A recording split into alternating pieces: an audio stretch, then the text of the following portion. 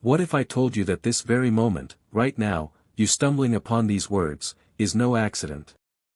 Stay with me, because what Alan Watts discovered about timing will change how you see everything that's ever happened to you. According to Alan Watts, the philosopher who spent decades bridging Eastern wisdom and Western understanding, there's something most of us completely miss about how life actually works. We think we're in control. We think we're supposed to force things, plan things, make things happen on our schedule. But Watts said we've got it backwards. Here's what he noticed, and I want you to really hear this: certain thoughts, certain circumstances, certain people arrive precisely when you need them most. Not when you want them. When you need them. And you may not have been searching at all. Yet suddenly, there it is. An answer. A realization. A path forward. And it feels like it was waiting for you all along. Alan Watts called this the intelligence of the universe. He said life has this peculiar rhythm that the rational mind cannot comprehend, cannot control, can only awaken to. Nothing comes too early. Nothing comes too late. Everything, even this very moment you're experiencing right now, arrives exactly on time. Now, before you dismiss this as mere philosophy, ask yourself this: how many times in your life has something appeared at precisely the right moment? A stranger's words that pierced through your confusion.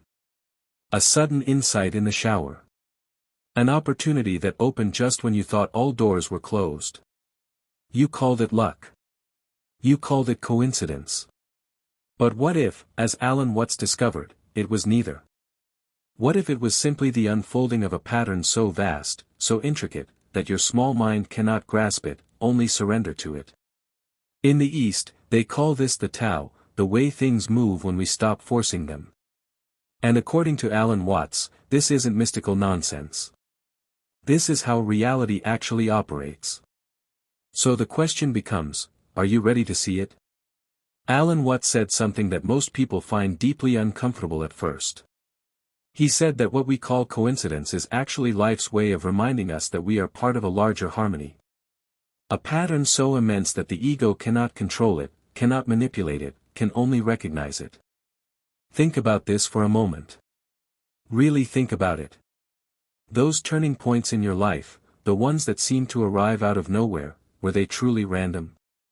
Or were they perfectly timed arrivals in a dance you didn't know you were part of? According to Alan Watts, synchronicity isn't magical thinking. It's recognition. It's the moment when your personal rhythm aligns with the universal rhythm, and a door swings open without you forcing it. He compared it to music. You don't make music happen by gripping the instrument tighter. You allow the music to flow through you. In his studies of Eastern philosophy, Watts discovered that the ancient Taoists had a name for this. Wu Wei, which means effortless action. Not inaction, but action without forcing. The universe is already moving. Your job isn't to push the river. Your job is to flow with it. But here's where it gets interesting, and this is what Alan Watts really wants you to understand: you cannot grasp at synchronicity. You cannot demand that wisdom appear on your schedule. It's like trying to force a flower to bloom by pulling at its petals. Watts said you only destroy it. The flower blooms when the season is right, when the sun and soil are ready. In the same way, realization appears when you are ready. Not a moment sooner, not a moment later. And this is why, according to Alan Watts, the most transformative insights arrive unexpectedly, in the middle of an ordinary day. You weren't meditating on a mountaintop. You weren't sitting in ceremony. You were washing dishes, driving to work, staring out a window, and suddenly, there it was, as if whispered by existence itself. Now ask yourself, why are you here right now, reading these words? Some part of you has been restless. Some part of you has been longing for clarity, for a reminder. And so life, in its mysterious intelligence, has placed these words before you. Not because they contain magic, but because, as Alan Watts would say, you are finally quiet enough, ready enough, to hear what you already know deep down. Because here's the secret: Watts spent his life trying to communicate: awakening is never about gaining new information. It's about remembering. Remembering that you are not broken. That you are not behind. That the very fact you are breathing now means you are exactly where you must be. Stay with me, because what comes next will challenge everything you believe about control. Alan Watts discovered something profound about timing. He said that life never delivers anything out of season. Let that sink in. Life never delivers anything out of season. You are not receiving things late. You are receiving them precisely when you have ripened enough to hold them. Have you noticed this? How often the great turning points in your life felt like accidents. You met someone by chance and they altered your entire trajectory. You stumbled into a situation that forced you to evolve. You overheard a sentence that haunted you for years, until one day it suddenly made perfect sense. None of it was planned, and yet all of it was necessary. According to Alan Watts, the mind violently resists this reality. The ego wants control. It wants certainty. It wants to schedule enlightenment for next Tuesday at 3 o'clock. But Watts said life is not a machine to be engineered. It is a dance. And in a dance, you cannot predict the next step. You can only move with the rhythm as it unfolds. But here's where most people panic, and I need you to hear this carefully. What if I miss my moment? What if the opportunity passes and never returns? Alan Watts would smile at this question. He'd say you cannot truly miss what is meant for you. The tide does not rise only once. It comes again and again. If you do not hear today, life will whisper tomorrow, and the next day, and the next, until you are ready. This is the mercy of existence, according to Watts. It does not abandon you for failing to notice. It waits patiently, like a friend at the door. And when at last you open, you realize the guidance was always there. You were simply too preoccupied, too busy forcing, too busy demanding that life obey your timeline. So here's what Alan Watts wants you to understand about readiness: the truth is always here, all around you, like sunlight pouring down. But until you are open to it, it passes unnoticed. A child may hear profound wisdom and dismiss it as nonsense. The same words later may pierce the heart like lightning. It is not that life suddenly produces meaning. It is that you ripen into the ability to receive it. What you call coincidence is simply alignment. The moment when your openness meets life's generosity. But can you trust this? That's the real question, isn't it? Here's what Alan Watts said that makes people deeply uncomfortable: certainty is the very thing that blocks discovery. Read that again. Certainty is the very thing that blocks discovery. According to Watts, to live only by certainty is to live in the past, to endlessly repeat what is already known. But life is not repetition. Life is creation. It is always new, always surprising, always beyond your ability to predict or control. And so the truly wise, Watts said, learn to trust uncertainty. They learn to walk without a map, knowing the path appears as they go. Just as a melody emerges note by note, your life unfolds step by step. You do not need to know the whole song. You only need to be present for this note, right now. But the ego hates this.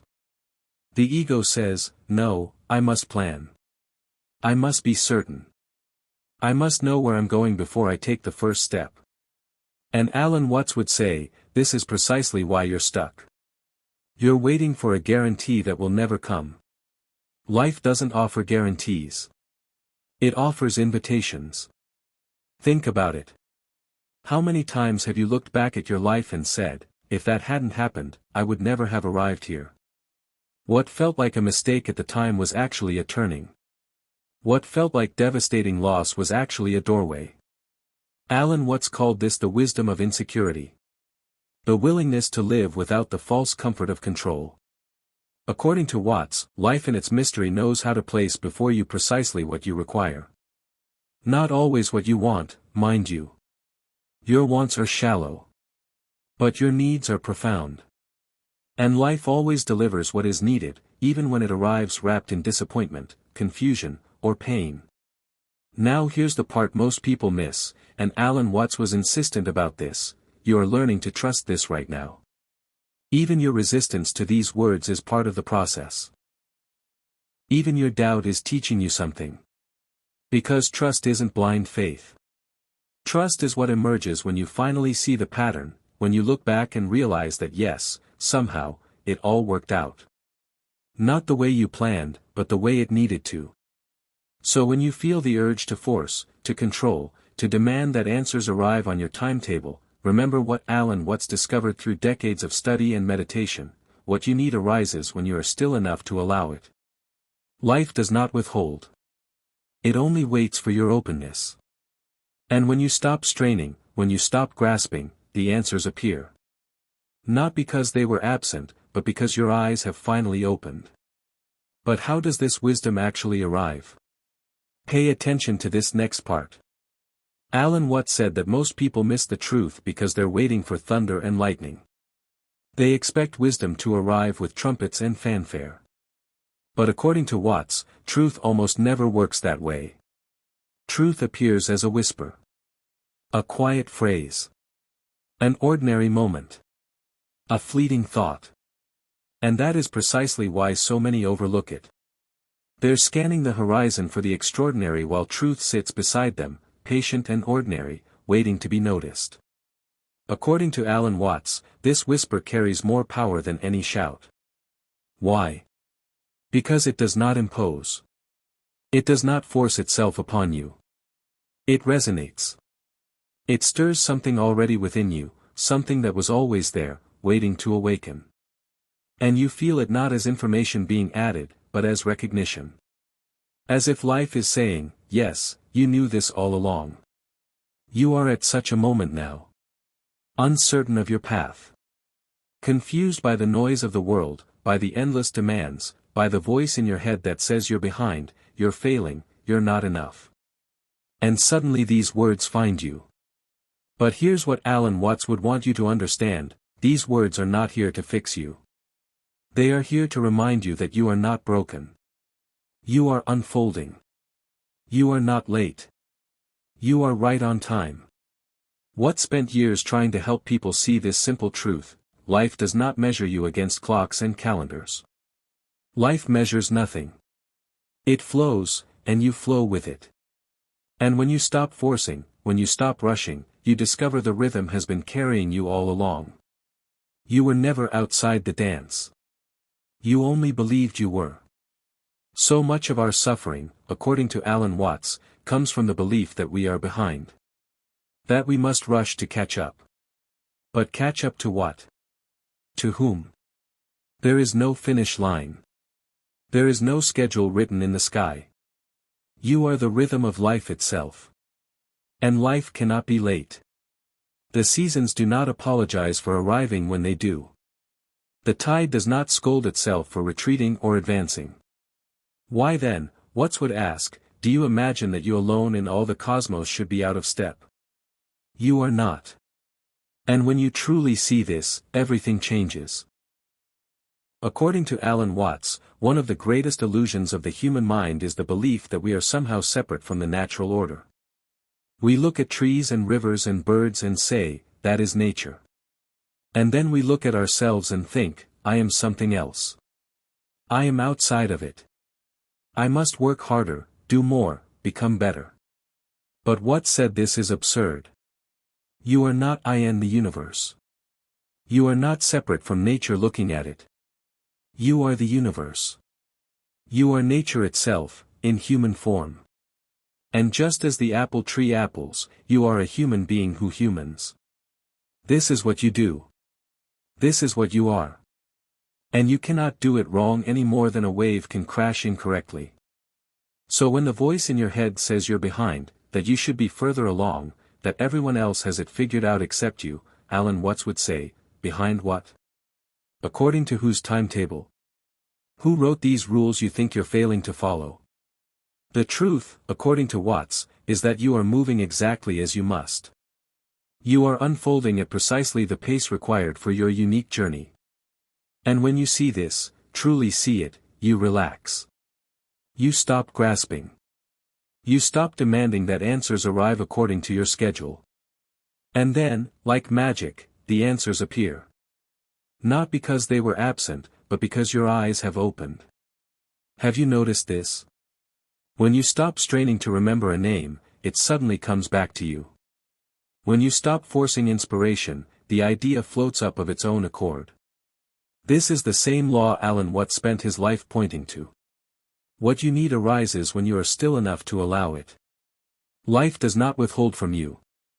It only waits for your openness, your readiness, your willingness to stop treating existence like a problem to be solved.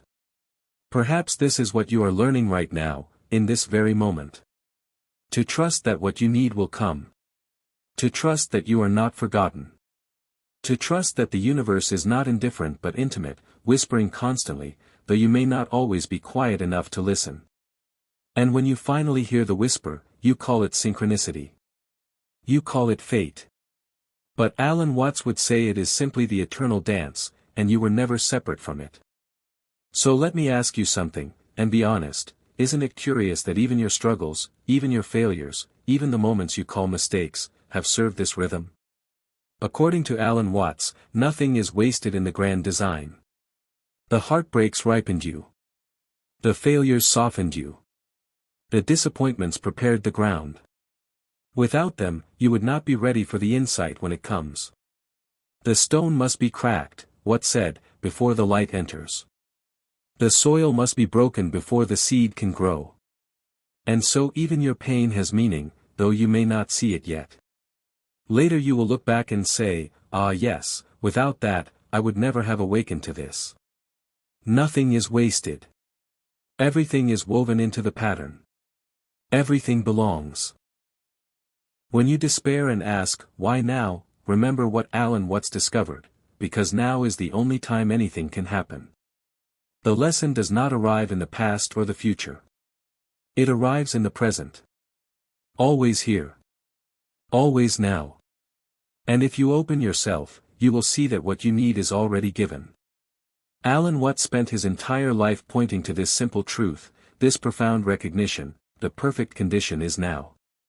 For now is the only condition that exists. Stop waiting for some special moment, some perfect circumstance before you allow yourself to awaken. That is just another delay, another trick of the frightened mind. The message you seek is always here, taking countless forms, waiting for your attention. A bird's song. A sudden pause. A passing face. All can speak if you are awake to them. The universe is never silent, according to Watts. You are only distracted. So let these words be what they are meant to be. A reminder. A gentle hand on your shoulder saying, you are not late. You are not behind. You are not forgotten. Everything comes when it must. Even this moment. Even this thought. Even this realization. Life is never early, never late. It is always on time. And so are you. Thank you so much for staying with me through this exploration. If you found value in today's discussion, don't forget to subscribe to the channel and share this video with someone who might benefit from it.